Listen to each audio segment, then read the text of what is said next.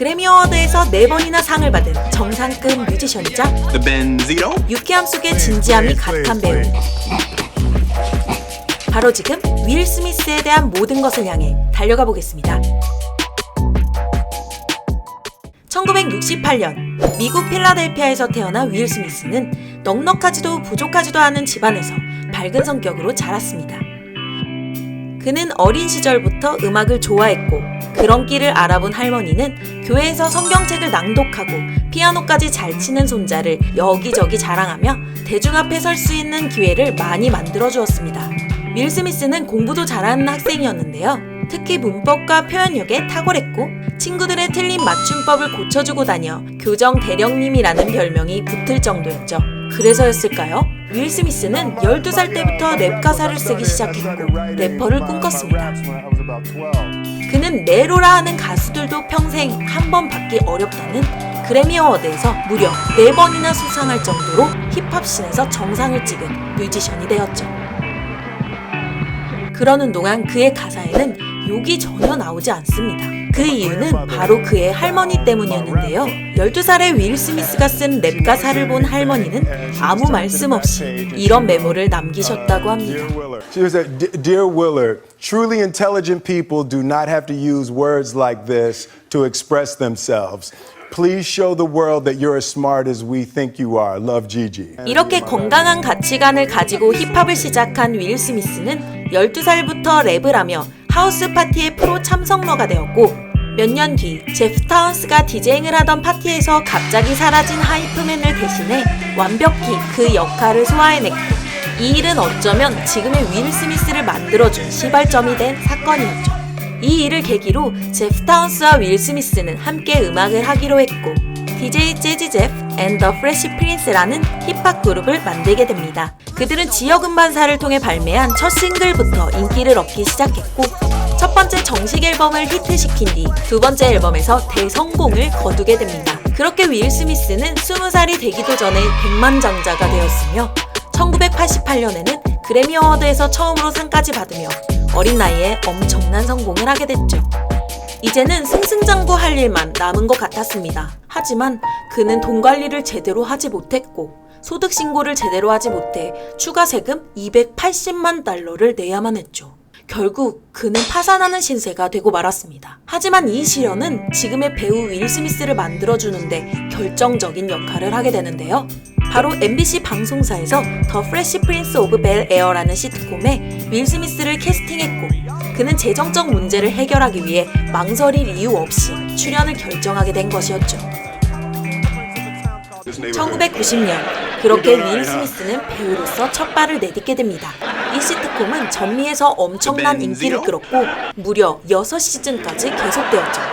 이 계기로 윌 스미스는 연기에 대한 매력을 느끼게 되었습니다. 그는 영화에 출연하고 싶었지만 헐리우드의 어느 감독도 그와 약속조차 잡아주지 않았죠. 당시 매니저였던 제임스 라시터는 윌 스미스에게 너는 래퍼라서 아무도 관심을 주지 않아.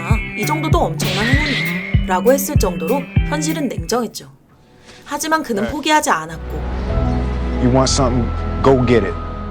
몇몇 작품에서 조연으로 참여한 뒤 1993년에 영화 5번가의 폴 포이티어에서 사기꾼의 개인 주인공 폴을 연기하며 골든글러브 후보에 오를 정도로 가능성을 인정받게 됩니다. 그리고 다음 영화인 나쁜 녀석들이 크게 히트하며 대중들에게 영화배우로서의 이미지를 확실하게 각인시켰고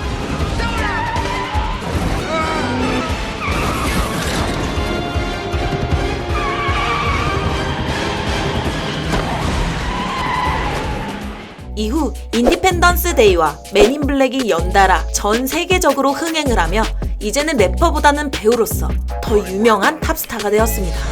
이 영화들에서 눈여겨볼 점은 윌 스미스가 연기했던 캐릭터들인데요. 지금이야 흑인 히어로물이 익숙하지만 1990년대 초엔 흑인 배우들이 맡을 수 있는 캐릭터 폭은 좁았습니다. 특히 막대한 자본이 들어가는 블록버스터는 백인들의 전유물이었는데요. 흑인 배우는 악당이나 아니면 웃음을 담당하는 역할이 대부분이었죠. 그런 시장에서 윌 스미스는 인종과 편견을 지우며 폭넓은 지지를 얻었고 그야말로 슈퍼스타가 된 것이었죠.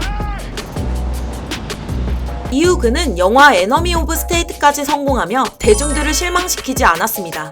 참고로 이 영화는 불법 사찰에 관한 이야기를 토니 스콧 감독 특유의 멋진 스릴감으로 강하게 전달하니 한 번쯤 보셔도 좋을 것 같습니다.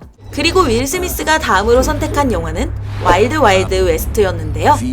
이 영화는 윌 스미스에게 처음으로 실패의 쓴맛을 안겨줬습니다. 결과론이지만 매트릭스의 네오 역할을 거절하고 선택한 작품이 와일드 와일드 웨스트였기에 아쉬울 수밖에 없었는데요.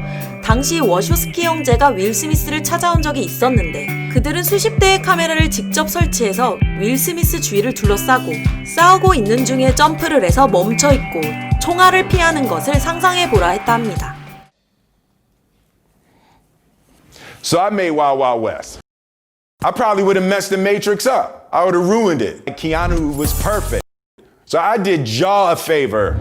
그래도 자신이 직접 부른 OST 와일드 와일드 웨스트는 게린지기 위디에 이어 또다시 빌보드 차트에서 1위를 기록하며 뮤지션으로서의 건재함을 과시했습니다. 그렇게 21세기가 되었고 30대 초반의 윌 스미스는 한 가지 깊은 고민이 있었습니다. 그것은 매번 비슷한 느낌의 캐릭터만 연기하는 자신이 그저 흥행 배우로만 기억될 것 같았기 때문이었죠. 그는 연기의 스펙트럼을 넓히고자 5년 동안 거절하고 있던 영화 알리의 주연을 맡았고 피나는 노력을 했습니다. 비록 흥행에는 실패했지만 아카데미 나무주연상에 노미네이트까지 하며 연기력에 대한 인정을 받았고 이 영화를 본 알리는 이런 말까지 남겼습니다. 윌 스미스는 지구상에서 나처럼 보일 수 있는 나 자신을 연기한 유일한 배우이다. This court is adjourned. 이렇게 연기력에 대한 갈증까지 푼 윌 스미스는 맨인 블랙과 나쁜 녀석들의 속편에 출연하여 여전한 흥행 파워를 가시했고 특히 맨인 블랙 2부터 행콕까지 본인 주연작 8편 연속 북미 박스오피스 1억 불을 돌파한 최초이자 유일한 기록을 가지고 있습니다. 이 기간의 영화 중 행복을 찾아서에서 보여준 윌 스미스의 연기는 평단의 극찬을 받았었는데요. 크리스 가드너의 실화를 담은 이 영화에서 그는 자신의 실제 아들인 제이든 스미스와 함께 출연하며 또 한 번 아카데미 나무주연상에 노미네이트 되었습니다. 특히 아들과 함께 공중 화장실에서 노숙을 해야만 했던 이 장면에서 슬픔을 속에서 삭히며 흘렸던 눈물은 감동 그 자체였죠.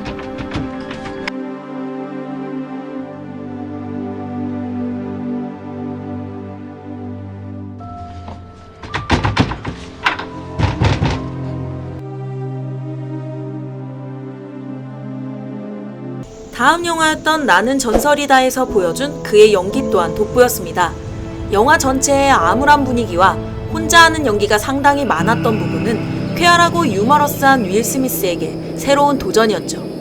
그는 영화에서 외로움에 대한 감정을 다양하게 보여줬고 특히 애견 샘을 죽여야만 하는 상황에서 머금고 있던 눈물에는 슬픔과 두려움 외에도 여러 가지 감정이 담겨 있었습니다.